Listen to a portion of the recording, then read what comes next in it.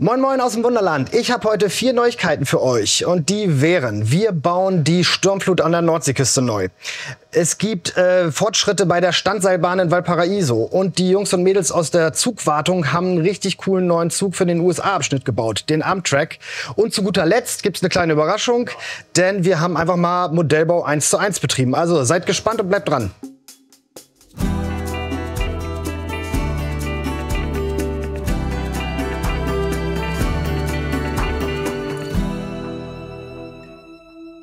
Ja, unsere Sturmflut an der Nordseeküste oben ist einfach in die Jahre gekommen.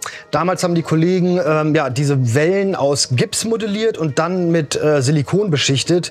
Und ja, nach nächtlichen Reinigungsmanövern und immer wieder angefasst werden und so fallen die einfach auseinander. Und da haben wir uns entschieden, wir wollen das ein bisschen beständiger machen und haben gesagt, wir versuchen das mal aus Epoxidharz. Und wie bin ich an das Ganze rangegangen? Ich habe erst mal aus ganz normalem Gips mir Wellen modelliert.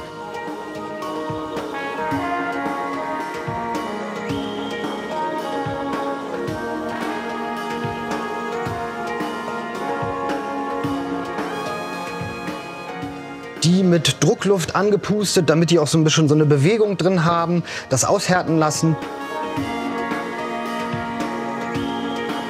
Davon habe ich dann einen Silikonabguss gemacht, also eine Negativform erstellt und diese dann mit eingefärbtem Epoxidharz ausgegossen.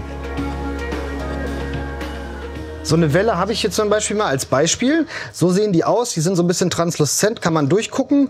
Und diese Wellen, da habe ich verschiedenste Formen gestaltet irgendwie, die gießen wir ab und platzieren die dann auf der Wasserfläche, wo wir unsere Sturmflut darstellen wollen. Der Plan ist dann, ich habe hier schon mal einen kleinen Test, diese Wellen später auf unsere Wasserfläche aufzukleben und das Ganze dann mit Epoxidharz auszufüllen. Das ist jetzt hier nur eine Testfläche, die Oberfläche ist nicht ganz glänzend und so, da ist ein bisschen Staub draufgefallen, aber so ist der Plan, dass wir einfach wirklich eine beständige, schöne Sturmflut haben. Und das Ganze ist ja so eine Art Bestandsschutz, denn wir wollen ja jetzt nicht was Neues bauen, sondern die Sturmflut erhalten. In dem Sinne haben wir uns natürlich auch vorgenommen, die ganzen lustigen Szenen, die da sind, die Kitesurfer und was weiß ich, werden wir alles vorsichtig ausbauen und dann auch wieder in die neue Sturmflut integrieren. Wie ihr wisst, baue ich gerade mit Felix zusammen Valparaiso. Und ihr habt ja schon gesehen bei Moritz, ich glaube in einem der letzten Videos, dass es da eine Standseilbahn gibt. Das ist so relativ charakteristisch für die Stadt. Das gibt es ja überall. Da sind relativ viele Höhenunterschiede zu machen. Die Schwierigkeit bei unserem Valparaiso im Gegensatz zum realen Valparaiso ist, dass wir halt eine sehr extreme Steigung haben. Also so extrem ist es im Original nicht. Alles etwas flacher. Das bedeutet für uns, dass wir Häuserversprünge haben, die wir kaschieren müssen. Bei Valparaiso ist es ein bisschen so, dass wir alles quasi ohne Cut-Zeichnung, ohne großen digitalen Plan quasi bauen. Und da muss ich mich immer so ein bisschen dran längs hangeln. Was habe ich in der Anlage? Was kriege ich auf den Tisch? Wie kann ich damit umgehen? Wie kriege ich ein relativ genaues, akkurates Resultat? Muss aber mit diesen Gegebenheiten umgehen. Also wir haben die Schienenunterkonstruktion und es kann halt sein, dass die mal kaputt geht oder irgendwas gemacht werden muss von der Elektronik. Das heißt, das muss rausnehmbar sein, dass man das aus der Anlage rausnehmen kann und dann warten kann. Einen anderen Hintergrund hat, dass der Felix muss nachher natürlich gipsen und dafür muss er hier unten ran. Man sieht ja schon, das ist relativ fein gegliedert, so, da kommt man nicht zwischen, kann das nicht gipsen und dann anmalen und begrünen. Das heißt, das muss alles rausnehmbar sein, das Holzgestell. Und das hat auch den Hintergrund, dass wir gerne die Gondeln beleuchten wollen, wenn die dann da fahren. Das hat Moritz schon vorbereitet, die haben wir jede so 2 Schleifer. Nehmen dann den Strom über das Gleis ab und können dann so auch beleuchtet sein. Und das sind so Sachen, die können gerne mal irgendwie mal Leck schlagen und dann kaputt gehen und muss was getauscht werden. Das Haus kann man auch rausnehmen. Es muss halt alles so ein bisschen auseinanderbaubar sein. Das Schöne bei dem Ding ist, dass dieses Stück, also diese Holzunterkonstruktion, die ist schon in der Anlage eingepasst. Die muss ich dann also nur nehmen, wenn ich fertig bin und drüben wieder einsetzen. Hier in der Mitte, da sieht man nochmal diese gelben Schienen. Das ist in echt quasi eine Absturzsicherung. Also da hakt immer so ein Haken sich pro Stufe ein.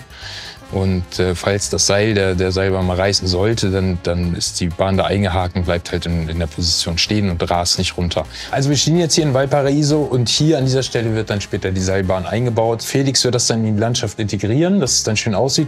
Das hier kann ja alles fest montiert werden, nur die Schienen an sich müssen rausnehmbar sein. Dieses Gebäude zum Beispiel wäre im Original ja vielleicht halb so hoch. Aber das geht hier nicht, weil wir halt diesen steilen Winkel haben und die Kanzel an sich muss ja unter das Dach quasi fahren können. Dadurch brauche ich eine gewisse Gebäudehöhe. Dadurch ergibt es dann wieder die Höhe dieser Tür.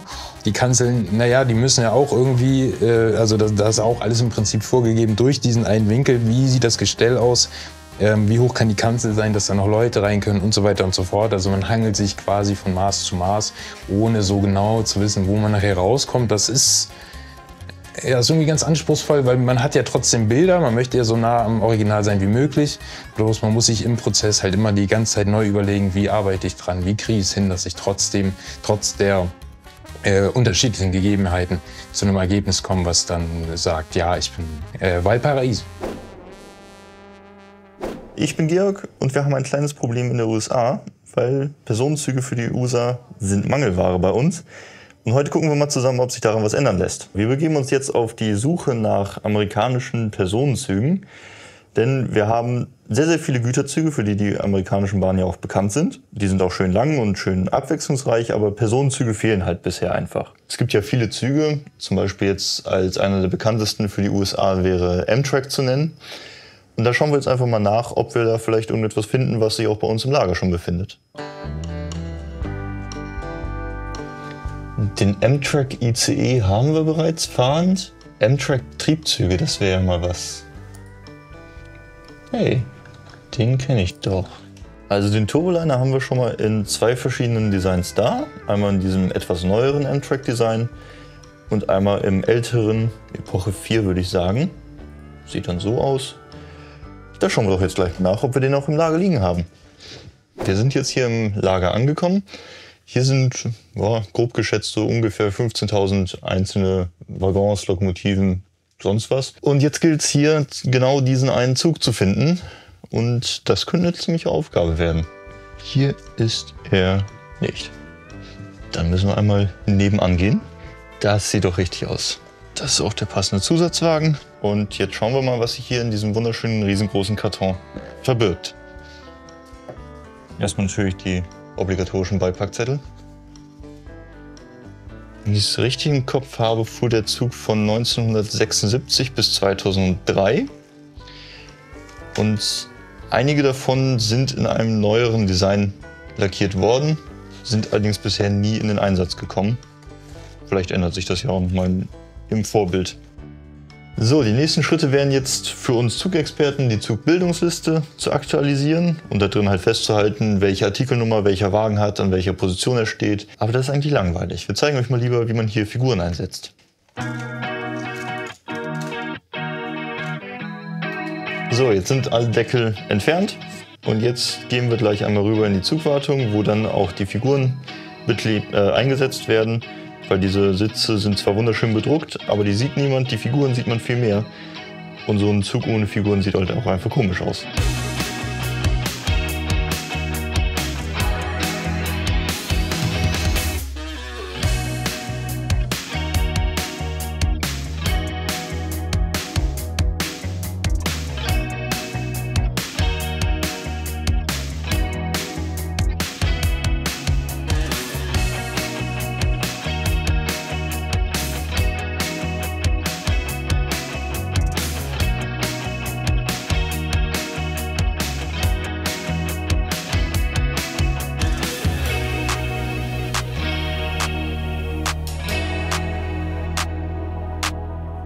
So, jetzt hat der Zug hier überall kleine Figuren eingesetzt bekommen.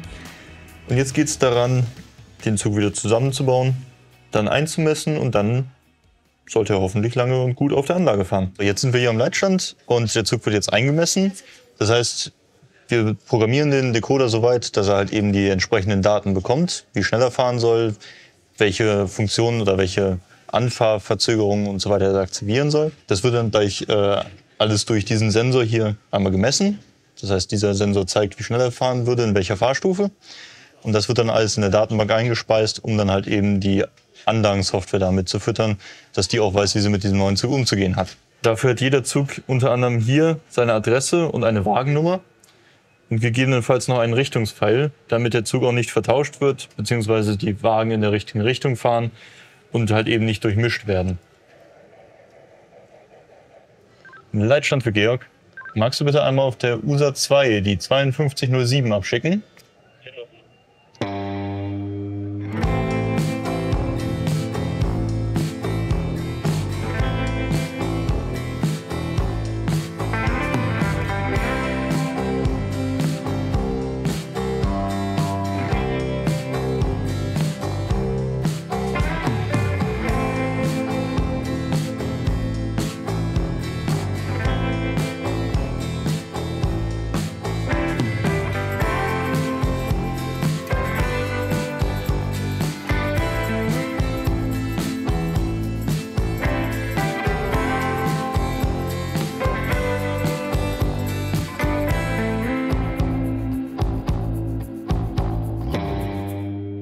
Also ihr wart bestimmt neugierig und habt euch gefragt, was ich meinte mit im Maßstab 1:1 gebaut. Das seht ihr jetzt hinter mir, denn ihr wisst ja, wir haben gerade einen Monaco-Abschnitt eröffnet, aber wir sind natürlich immer wieder weiter am Bauen. Und hinter uns wird ja, oder hinter mir wird ja schon seit Monaten an den Anden und an der Atacama-Wüste gebaut. Und ja, da war jetzt eine einfache Gipswand und wir haben uns überlegt, Mensch, ey, das besteht bestimmt 2 Jahre, das soll ein bisschen schöner aussehen.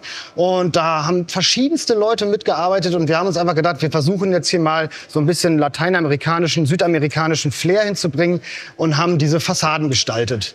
Es hat echt ja, viel Spaß gemacht und war auch eine Herausforderung, mal im echten Maßstab was zu bauen. Das war auf jeden Fall mal ein ganz verrücktes Projekt, was wir hier innerhalb von 2 Wochen hochgezogen haben. Es hat richtig viel Spaß gemacht mit den verschiedenen Gewerken einfach.